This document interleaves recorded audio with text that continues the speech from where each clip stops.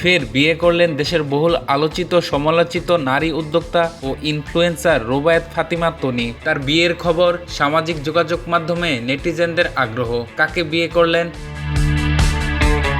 জানা গেছে, উদ্যোক্তা তনির স্বামীর নাম মোহাম্মদ সিদ্দিক। তিনি মানসিব টেলিকমের মালিক এবং এমডি। সিদ্দিকের ভেরিফাইড ফেসবুক পেজ থেকে পাওয়া তথ্য অনুযায়ী তিনি যুক্তরাষ্ট্রের ডি মন্টফোর্ড বিশ্ববিদ্যালয় থেকে পড়ালেখা করেছেন। যুক্তরাষ্ট্রে বসবাস করেছেন মোহাম্মদ সিদ্দিক। তার দেশের বাড়ি খুলনায়।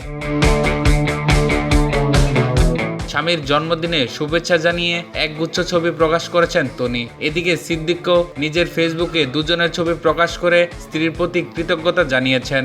রবিবার দিবাগত 13ই অক্টোবর রাতে সিদ্দিক তার ফেসবুকে ছবি শেয়ার করে লেখেন, আরও একটি বছর পেরিয়ে গেল, কিন্তু মনটা এখনো তরুণ। আমার জন্মদিনকে বিশেষ করে তোলার জন্য আমার প্রিয় স্ত্রীকে অসংখ্য ধন্যবাদ। তোমায় অনেক ভালোবাসি। তনি তার পোস্টে লিখেছেন, জন্মদিনের শুভেচ্ছা। তোমার মতো বিশেষ একজনের জন্মদিন উদযাপনের জন্য বছরে একটা দিনই যথেষ্ট নয়।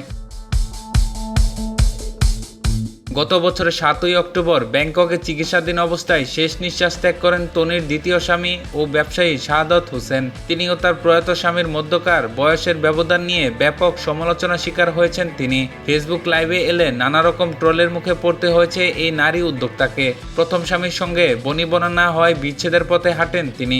এরপর ভালোবেসে বিয়ে করেন শাহাদতকে। প্রথমে পরিবার মেনে নিলেও পরবর্তীতে সব ঠিক করে দিয়েছিলেন তনি।